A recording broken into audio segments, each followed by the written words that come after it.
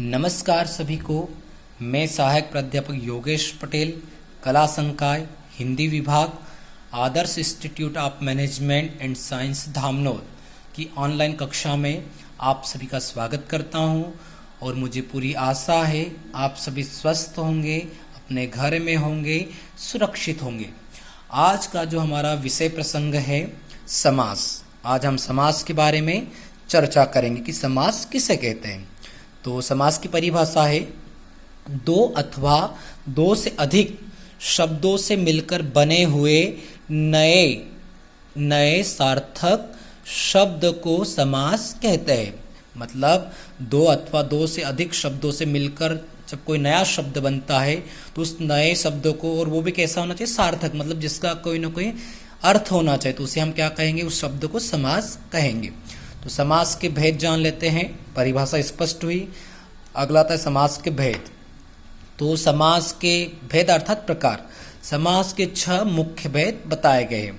तो पहला जो भेद है, पहला प्रकार है क्रमांक 1 अव्ययीभाव समास। पहला समास कौन सा है? अव्ययीभाव समास। तो अव्ययीभाव समास किसे कहेंगे, उसकी परिभाषा मैंने यहाँ पर लिखी हुई है, देख लीजिए, स्पष्ट है। जिस समास का पहला पद अव्यय तथा प्रधान हो उसे अव्ययीभाव समास कहते हैं। तो इसको कैसे पहचानेंगे कि ये अव्ययीभाव समास हो? मैंने यहाँ पर लिखा है पहला पद क्या होता है उसमें? अनु, आ, प्रति, भर, यथा, हर आदि होता है। तो उसे हम क्या कहेंगे? अव्ययीभाव समास। उदाहरण देख लीजिए। पूर्व पद मतलब अव्यय, उत्तर पद मतलब ये वाला देख लीजिए, और समस्त पद मतलब ये शब्द है, और विग्रह करने पर क्या होता है वो मैंने यहाँ पर उदाहरण लिखा है, देख लीजिए। जैसे प्रतिदिन, अजन्म, अनुरूप। तो इसमें पहला पद क्या है? प्रति, आ, अनु। तो इसको हमने जब विग्रह किया, प्रतिधन दिन, आधन जन्म, अनुधन रूप, तो बराबर विग्रह करने पर क्या हुआ? प्रत्येक दिन जन्म से लेकर रूप के योग्य। तो समझ में आया अव्ययीभाव समास किसे कहेंगे, उसके पहचान भी मैंने यहाँ पर, इसको आप अपने दिमाग में रट लीजिए, इसको अपने दिमाग में बिठा लीजिए। जहाँ पर भी अनु, आ, प्रति, भर, यथा, हर आदि होता है तो उसे हम क्या कहेंगे? अव्ययीभाव समास कहेंगे। अगला समास आता है क्रमांक 2 तत्पुरुष समास। अब तत्पुरुष समास किसे कहेंगे, यहाँ पर परिभाषा मैंने यहाँ पर लिखी हुई है, देख लीजिए, ध्यान से समझे। जिस समास में बाद का अथवा उत्तर पद प्रधान होता है, मतलब बाद वाला पद क्या हो? प्रधान हो, तथा दोनों पदों के बीच का कारक चिन्ह लुप्त हो जाता है, उसे तत्पुरुष समास कहते हैं। समझ में आई परिभाषा? जिस समास में क्या हो? बाद वाला, बाद मतलब उत्तर पद, बाद वाला पद क्या हो? प्रधान हो, तथा दोनों पदों के बीच में जो कारक चिन्ह लगता है वो क्या हो जाता है? लुप्त, मतलब गायब हो जाता है, उसे हम क्या कर देते हैं? गायब कर देते हैं, उससे हम क्या कहेंगे? तत्पुरुष समास कहेंगे। जैसे यहाँ पर मैंने उदाहरण लिखा है, देख लीजिए। राजा का कुमार, तो ये जो उत्तर है, उत्तर पद, ये क्या है? प्रधान है, और नीचे भी मैंने लिखा है करुणा से पूर्ण। अब ये दोनों के बीच में क्या लगा है? कारक चिन्ह लगा है। जैसे राजा का कुमार, तो ये क्या है? का क्या है? कारक है। और यहाँ पर करुणा से पूर्ण में भी से क्या है? कारक चिन्ह है। तो हमने इसको क्या किया? गायब किया। तो क्या बना?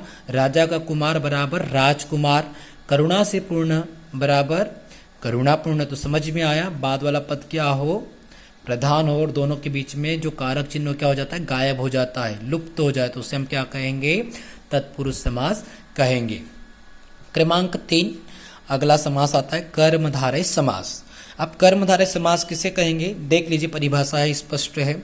जिस समस्त पद का उत्तर पद प्रधान हो, उत्तर मतलब बाद वाला, तथा पूर्व पद व उत्तर पद में उपमान, उपमेय अथवा विशेषण विशेष, मतलब यहाँ पर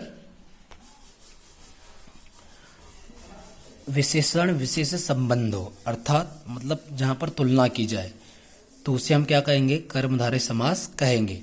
जैसे मैंने यहाँ पर लिखा है चरण कमल, चंद्रमुख। तो जो कमल है वो क्या है? उत्तर पद है, और ये प्रधान है। और उत्तर पद और पूर्व पद में क्या होता है? उपमान, उपमेय होता है, विशेषण विशेष होता है, संबंध होता है। जैसे इसको विग्रह करने पर कैसे लिखेंगे? कमल के समान चरण, मतलब जो हमारे चरण है उसकी तुलना किससे की जा रही है? कमल से की जा रही है। वैसे ही चंद्रमुख, इसका जब हमने विग्रह किया तो क्या बना?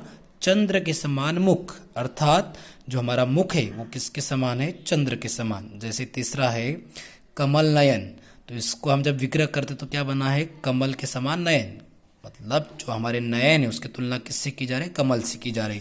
तो समझ में आया? इसको कैसे पहचानेंगे? पहचान भी मैंने यहाँ पर लिखी हुई है, देख लीजिए आप।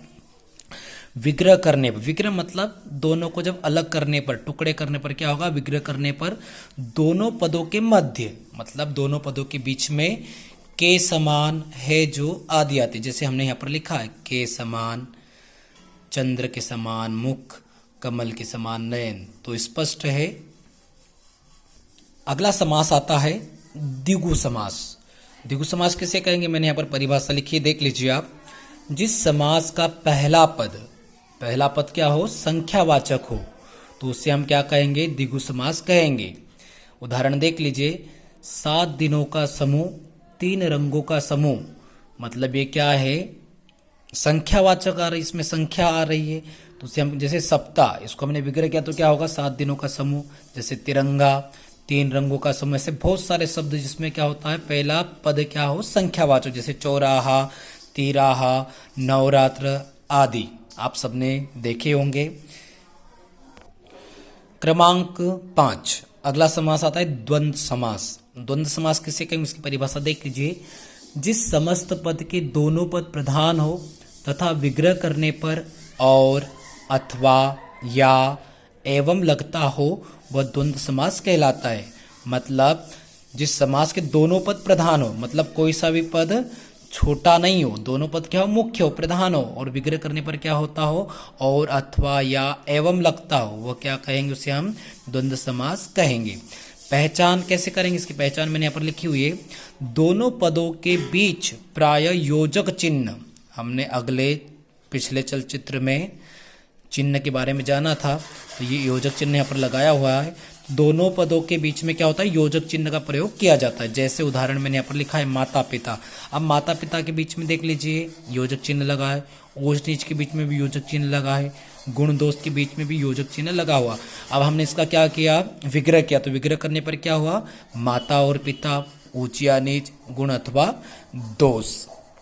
स्पष्ट है? आपको समझ में आया होगा। अगला समास है बहुव्रीहि समास। इसकी परिभाषा देख लीजिए किसे कहेंगे। इस समास में कोई भी पद प्रधान नहीं होता है, दोनों पद मिलकर किसी तीसरे पद की ओर संकेत करते हैं, उसे बहुव्रीहि समास कहते हैं। मतलब जिसमें दोनों पद प्रधान नहीं होते किंतु दोनों पद मिलकर क्या करते? किसी तीसरे पद की ओर, किसी तीसरे शब्द की ओर क्या करते हैं? संकेत करते, उसे हम क्या कहेंगे? बहुव्रीहि समास कहेंगे। जैसे उदाहरण यहाँ पर लंबोदर, तो इसका हमने विग्रह किया तो क्या हुआ? लंबा है उदर जिसका, अर्थात कौन?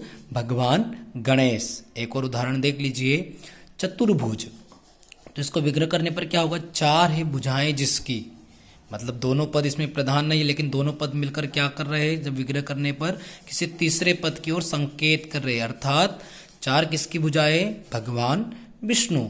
तो समझ में आया? मुझे पूरी उम्मीद है आज आपको ये चलचित्र समझ में आया होगा, और मैं आपसे अपील करना चाहूँगा आप सभी अपने घर में रहे, सुरक्षित रहे और अपने स्वास्थ्य के प्रति जागरूक रहे। जय हिंद, जय भारत, धन्यवाद।